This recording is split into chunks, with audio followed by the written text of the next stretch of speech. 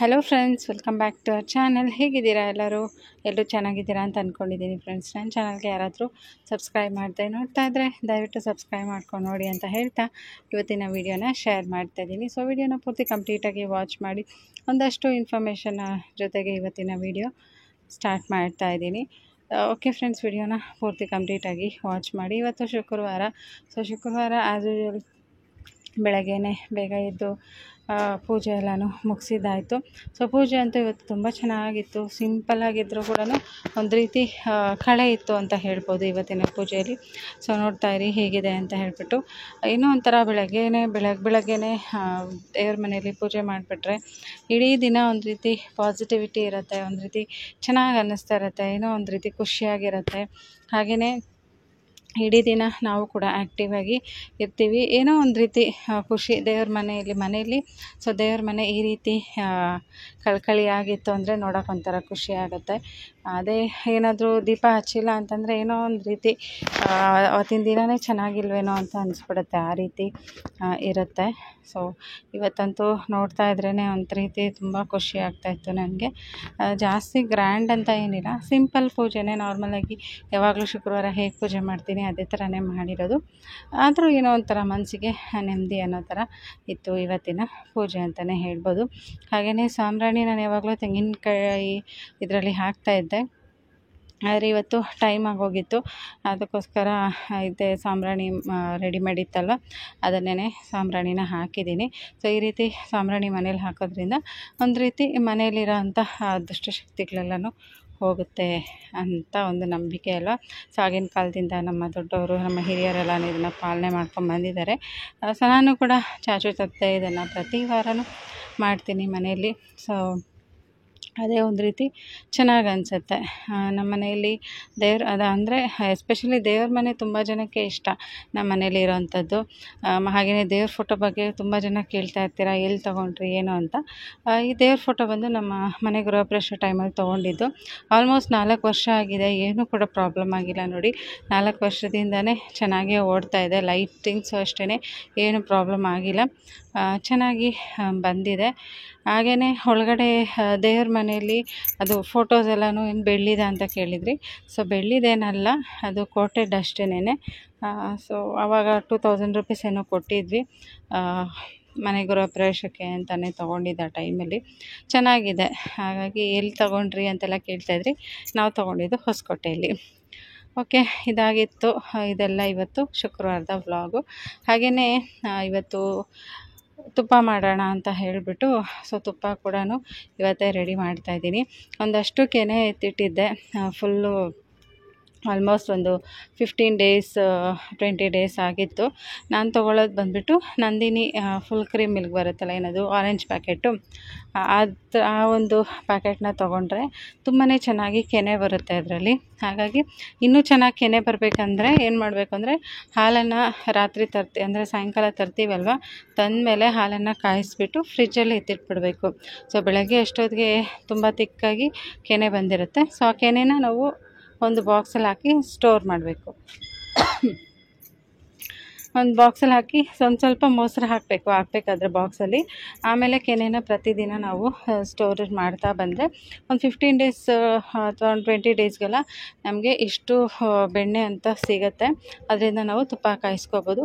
ತುಂಬಾ ಏನಂತಂದರೆ ಇದರಲ್ಲಿ ಕೂಡ ಒಂದು ರೀತಿ ಸೇವಿಂಗ್ಸ್ ಅಂತಲೇ ಹೇಳ್ಬೋದು. ಯಾಕಂದರೆ ಹೊರಗಡೆ ನಾವು ಏನು ತುಪ್ಪನ ತೊಗೊಬರ್ತೀವಿ ಅಂದರೆ ಎಷ್ಟು ಕಾಸ್ಟ್ಲಿ ಇರುತ್ತಲ್ವ. ಸೊ ಅಷ್ಟೇ ನಾವು ಮನೇಲಿ ಮಾಡಿಕೊಂಡ್ರೆ ಎಷ್ಟೊಂದು ಹೆಲ್ದಿಯಾಗಿ, ಇದಕ್ಕೇನು ಕೂಡ ಆ್ಯಡ್ ಮಾಡೋದು ಬೇಡ. ನಾನು ಇದಕ್ಕೆ ಕೆಲವ್ರು ಹಾಕ್ತಾರೆ, ಅದಕ್ಕೆ ಏನದು ಮೆಂತ್ಯ ಹಾಕ್ತಾರೆ, ಕರ್ಬೇವಿನ ಸೊಪ್ಪು, ಅರಿಶಿನ ಅಂತ ಎಲ್ಲ ಹಾಕ್ತಾರಲ್ವ. ಸೊ ನಾನು ಏನೂ ಕೂಡ ಹಾಕೋದಿಲ್ಲ. ತುಪ್ಪ ಮಾತ್ರ ಅಷ್ಟೇ ಚೆನ್ನಾಗಿ ಘಮ ಘಮ ಅಂತ ಇರುತ್ತೆ. ಸೊ ಇವಾಗ ನಾನೊಂದು ಸ್ವಲ್ಪ ಆ್ಯಕ್ಚುಲಿ ಇದನ್ನು ಮಿಕ್ಸಿಯಲ್ಲೂ ಮಾಡ್ಕೋಬೋದು.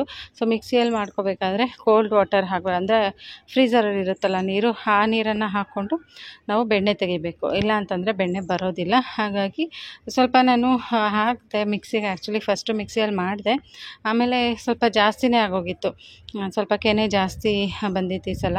ಹಾಗಾಗಿ ಮಿಕ್ಸಿಯಲ್ಲಿ ಸ್ವಲ್ಪ ಸ್ಪೇಸ್ ಸಾಕಾಗಲಿಲ್ಲ.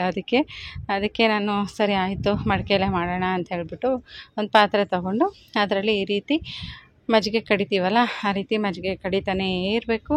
ಸೊ ಕಡಿತಾ ಇದ್ದರೆ ಆಗಲೇ ಯಾವ ಕಲರ್ ಇತ್ತದು ಒಂಥರ ವೈಟ್ ಕ್ರೀಮ್ ಕಲರ್ ಥರ ಇತ್ತಲ್ವ. ಸೊ ಹಾಗೆ ನೋಡ್ತಾ ಇದ್ದರೆ ನಮ್ಗೆ ಇವಾಗ ಯೆಲ್ಲೋಯಿಶ್ ಕಲರ್ ಬರ್ತಾಯಿದೆ, ಅಂದರೆ ಬೆಣ್ಣೆ ಕಲರ್ ಬರ್ತಾಯಿದೆ.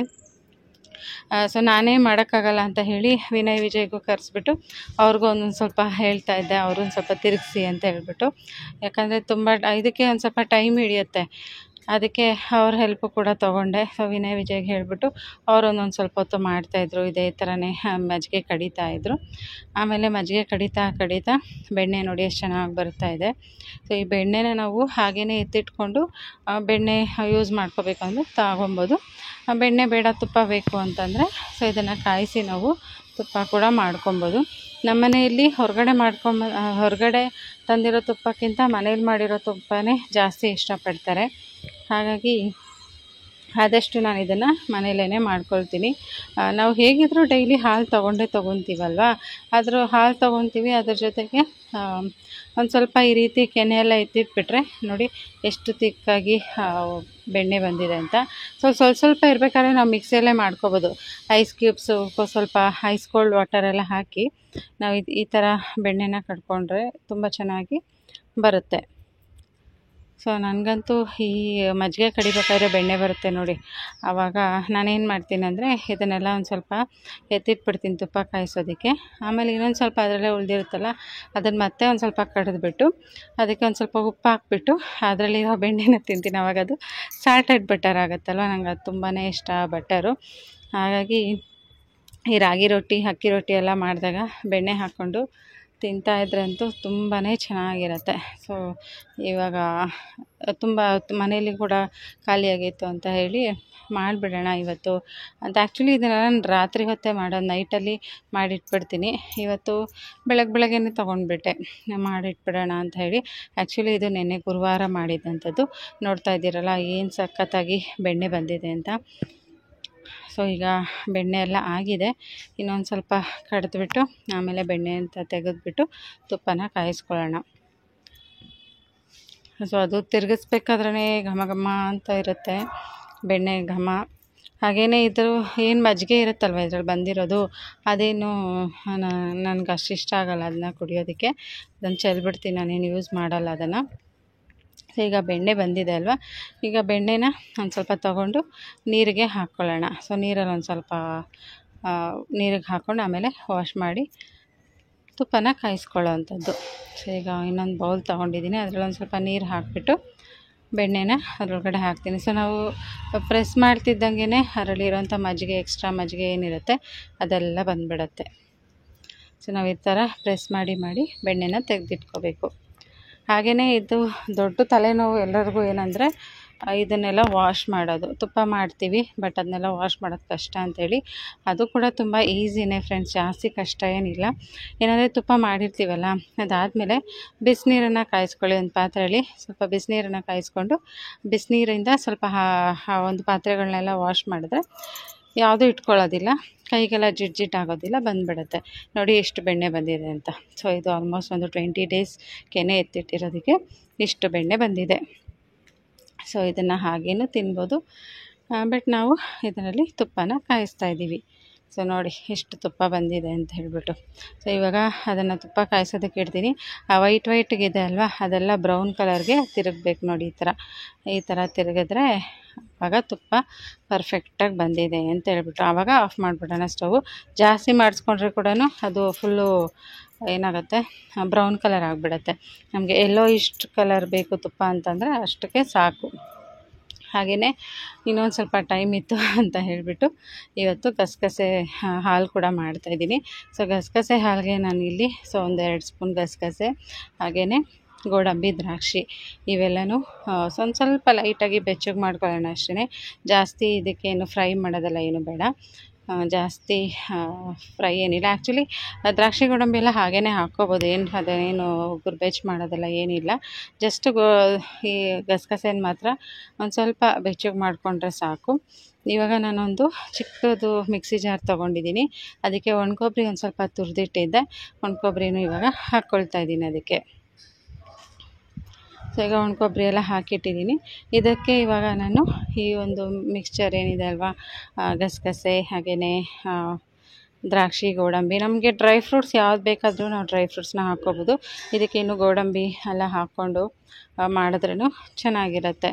ನನಗೆ ಫೇವ್ರೆಟ್ ಅಂದರೆ ಫೇವ್ರೆಟ್ ಇದೊಂದು ಗಸಗಸೆ ಪಾಯಸ ಅಂತಂದರೆ. ಸೊ ನಮ್ಮಮ್ಮ ಅಂತೂ ನಾನು ಹೇಳೋದಕ್ಕಿಂತ ಮುಂಚೆ ಮಾಡಿಟ್ಬಿಟ್ಟಿರ್ತಾರೆ ಊರಿಗೆ ಹೋದಾಗೆಲ್ಲನೂ. ಅಷ್ಟು ಇಷ್ಟ ನನಗೆ. ಬೆಳಗ್ಗೆ ಟೈಮಲ್ಲಿ ಕಾಫಿ ಟೀ ಬದಲು ಇದನ್ನೇ ಕುಡಿಯೋಕ್ಕೆ ಇಷ್ಟಪಡ್ತೀನಿ.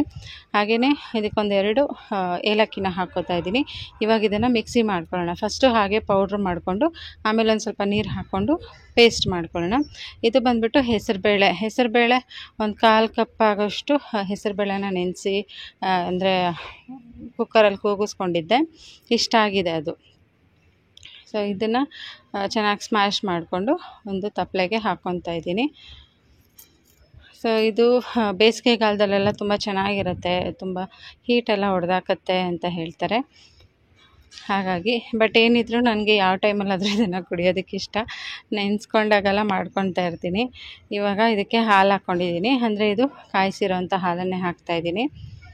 ಅಂದರೆ ಡೈರೆಕ್ಟ್ ಪ್ಯಾಕೆಟಲ್ಲಿರೋ ಹಾಲನ್ನ ಹಾಗೆ ಹಾಕಬಾರ್ದು. ಹಾಲನ್ನು ಕಾಯಿಸಿ ಆಮೇಲೆ ಇದಕ್ಕೆ ಹಾಕಬೇಕು. ಸೊ ಇವಾಗ ಹೆಸರುಬೇಳೆ ಎಲ್ಲ ಬೇಯಿಸಿಟ್ಟಿದ್ನಲ್ವ, ಅದನ್ನೆಲ್ಲ ಒಂದು ಸ್ವಲ್ಪ ಹಾಲಿನ ಜೊತೆ ಮಿಕ್ಸ್ ಮಾಡ್ಕೊಳ್ಳೋಣ. ಇವಾಗ ಇದು ಜಾಸ್ತಿ ಟೈಮ್ ಏನು ಹಿಡಿಯೋದಿಲ್ಲ, ಬೇಗನೆ ಆಗುತ್ತೆ. ಸೊ ಇವಾಗ ಇದನ್ನೆಲ್ಲನೂ ಮಿಕ್ಸ್ ಮಾಡ್ಕೊತಾ ಇದ್ದೀನಿ. ಇನ್ನೂ ಸ್ವಲ್ಪ ನೀರಾಗಿ ಮಾಡ್ಕೊಬೇಕು. ಅದರ ಜೊತೆಗೆ ಇವಾಗ ನಾನು ಪೇಸ್ಟನ್ನು ಮಾಡ್ಕೊಂಡಿದ್ದೇನೆ, ಅಂದರೆ ಗಸಗಸೆ ದ್ರಾಕ್ಷಿ ಗೋಡಂಬಿ ಎಲ್ಲನೂ ಆ ಪೇಸ್ಟನ್ನು ಇವಾಗ ಇದಕ್ಕೆ ಮಿಕ್ಸ್ ಮಾಡ್ತಾಯಿದ್ದೀನಿ. ಈಗ ಇದಕ್ಕೆಲ್ಲನೂ ಮಿಕ್ಸ್ ಮಾಡಿಕೊಂಡು ಇದಕ್ಕೆ ಇನ್ನೇನು ಹಾಕೋಷ್ಟಿಲ್ಲ. ಇನ್ನು ಸ್ವಲ್ಪ ನೀರು ಹಾಗೆಯೇ ಸಕ್ಕರೆ, ನಮಗೆ ಎಷ್ಟು ಬೇಕೋ ಅಷ್ಟು ಸಕ್ಕರೆನ ಆ್ಯಡ್ ಮಾಡಿಕೊಂಡು ಕುದಿಸ್ಕೋಬೇಕು. ಒಂದು 2 ನಿಮಿಷ ಕುದಿಸ್ಕೊಂಡ್ರೆ ಸಾಕು. ಗಸಗಸೆ ಹಾಲು, ಗಸಗಸೆ ಪಾಯಸ ರೆಡಿಯಾಗಿರುತ್ತೆ. ತುಂಬಾ ಆರೋಗ್ಯಕ್ಕೆ ತುಂಬಾ ಒಳ್ಳೆಯದು ಈ ಒಂದು ಗಸಗಸೆ ಪಾಯಸ, ನನ್ನ ಫೇವ್ರೆಟ್. ಓಕೆ, ಈಗ ಸಕ್ಕರೆ ಕೂಡ ಹಾಕ್ಕೊಳ್ತಾ ಇದ್ದೀನಿ. ಸಕ್ಕರೆ ಹಾಕ್ಕೊಂಡು ಒಂದು 2 ನಿಮಿಷ ಅಷ್ಟು ಕುದಿಸ್ಕೊಂಡ್ಬಿಟ್ಟು ಆಮೇಲೆ ಬಿಸಿಯಾಗಾದರೂ ಇದನ್ನು ಕುಡಿಬೋದು, ಆರಿದ ಮೇಲಾದರೂ ಇದನ್ನು ಕುಡಿಬೋದು. ಟೇಸ್ಟ್ ಅಂತೂ ತುಂಬಾ ಚೆನ್ನಾಗಿರುತ್ತೆ. ಇಷ್ಟೇ ಸಾಕು, ಇನ್ನೇನು ಇದಕ್ಕೆ ಆ್ಯಡ್ ಮಾಡೋದು ಬೇಡ. ಜಸ್ಟ್ ಒಂದು ಸ್ವಲ್ಪ ನೀರನ್ನು ಆ್ಯಡ್ ಮಾಡ್ಕೊಳ್ತೀನಿ ಅಷ್ಟೇ. ಇದಕ್ಕೆ ತುಪ್ಪ ಅದು ಇದೇನು ಹಾಕೋಷ್ಟಿಲ್ಲ, ಇಷ್ಟೇ. ಓಕೆ ಫ್ರೆಂಡ್ಸ್, ನೋಡಿದ್ರಲ್ಲ, ಇದಾಗಿತ್ತು ಇವತ್ತಿನ ಒಂದು ಸಿಂಪಲ್ ವೀಡಿಯೋ. ಹೋಪ್ ಎಲ್ಲರಿಗೂ ಇಷ್ಟ ಆಗಿದೆ ಅಂತ ಅಂದ್ಕೊತೀನಿ. ಇಷ್ಟ ಆಗಿದ್ದರೆ ದಯವಿಟ್ಟು ಲೈಕ್ ಮಾಡಿ. ಹೊಸದಾಗಿ ನನ್ನ ಚಾನಲ್ನ ನೋಡ್ತಾ ಇದ್ದರೆ ಸಬ್ಸ್ಕ್ರೈಬ್ ಮಾಡ್ಕೊಂಡು ನೋಡಿ ಅಂತ ಹೇಳ್ತಾ ಇವತ್ತಿನ ವೀಡಿಯೋ ಕೂಡ ನಾನು ಇಲ್ಲಿಗೆ ಎಂಡ್ ಮಾಡ್ತಾಯಿದ್ದೀನಿ. ನೋಡ್ತಾ ಇದ್ದೀರಲ್ಲ ನೀರು ನಾನು ಎಷ್ಟು ಆ್ಯಡ್ ಮಾಡ್ಕೊಂಡಿದ್ದೀನಿ ಅಂತ. ಆವಾಗಲೇ ಎಷ್ಟು ತಿಕ್ಕಾಗಿತ್ತು, ಇವಾಗ ಒಂದು ಸ್ವಲ್ಪ ನೀರನ್ನು ಆ್ಯಡ್ ಮಾಡಿದ್ದೀನಿ. ಸೊ ಇದು ನಮ್ಮ 4 ಜನಕ್ಕೆ ಕರೆಕ್ಟಾಗಿ 2 ಟೈಮ್ಸ್ ಕುಡಿಬೋದು, ಅಷ್ಟಿದೆ ಇದರಲ್ಲಿ. Okay friends, thank you so much for watching. Take care, bye. ಮತ್ತೆ ಸಿಗ್ತೀನಿ ಇನ್ನೊಂದು ವಿಡಿಯೋ ಜೊತೆಗೆ. ಟಿಲ್ ದೆನ್ ಟೇಕ್ ಕೇರ್, ಬಾಯ್.